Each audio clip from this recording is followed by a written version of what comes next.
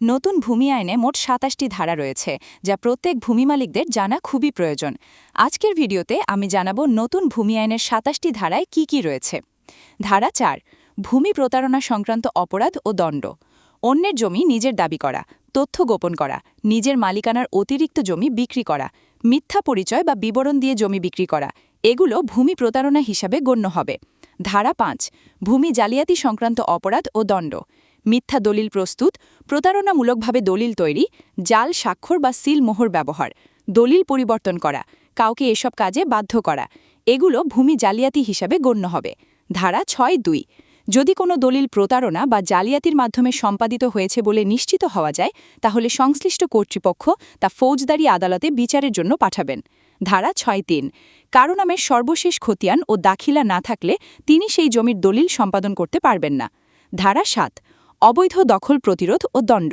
বৈধ মালিকানা ছাড়া জমি দখলে রাখা যাবে না। আদালত বা কর্তৃপক্ষের আদেশ ছাড়া বৈধ মালিককে উচ্ছেদ করা যাবে না। ধারা ৮, দখল পুনরুদ্ধার। যদি বৈধ মালিককে জমি থেকে উচ্ছেদ করা হয়, তাহলে তিনি এক্সিকিউটিভ ম্যাজিস্ট্রেটের কাছে আবেদন করতে পারবেন। ম্যাজিস্ট্রেট উভয় পক্ষের বক্তব্য শুনবেন, সরেজমিন তদন্ত করবেন, সত্যতা পেলে দখল পুনর্বহালের আদেশ দিবেন। একই বিষয়ে দেওয়ানি মামলা বিচারাধীন থাকলে এ ধারায় ব্যবস্থা নেওয়া যাবে না। ধারা ৯, জমির দখল হস্তান্তর না করা। ক্রেতা মূল্য পরিশোধ করার পরও যদি বিক্রেতা যুক্তিসঙ্গত কারণ ছাড়া জমির দখল বুঝিয়ে না দেন, তাহলে অনধিক ২ বছর কারাদণ্ড, অর্থদণ্ড বিচার করবে মোবাইল কোর্ট। ধারা ১০, জমির সীমানা বা ভূমির ক্ষতি সাধন।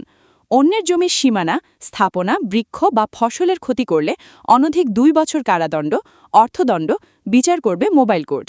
ধারা ১১, সরকারি বা জনসাধারণের ভূমি দখল বা ক্ষতি। ধারা ১২, ভূমির শ্রেণী পরিবর্তন বা অবৈধ ভরাট বিচার করবে মোবাইল কোর্ট। ধারা ১৩, মাটির উপরিস্তর কর্তন ও ভরাট। জেলা প্রশাসকের অনুমতি ছাড়া আবাদি জমির মাটি কাটা বা মালিকের অনুমতি ছাড়া ভরাট করা যাবে না। ধারা ১৪, অপরাধ প্রতিরোধে ব্যবস্থা। ধারা ১১, ১২ ও ১৩ এর অপরাধ প্রতিরোধে জেলা প্রশাসক প্রয়োজনীয় ব্যবস্থা গ্রহণ করবেন। ধারা ১৫, আদেশ অমান্যের দণ্ড।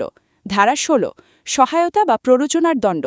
কেউ অপরাধে সহায়তা বা প্ররোচনা দিলে তিনি মূল অপরাধীর সমপরিমাণ শাস্তি পাবেন। ধারা ১৭, পুনরায় অপরাধ সংগঠন। একই অপরাধ পুনরায় করলে পূর্বের দণ্ডের দ্বিগুণ শাস্তি হবে। বিচার করবে ফৌজদারি আদালত।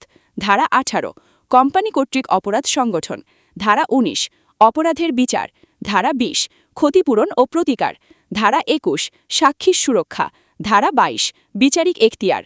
ধারা ৪, ৫, ১৫ ও ১৭ ব্যতীত অন্যান্য অপরাধের বিচার মোবাইল কোর্টে হবে।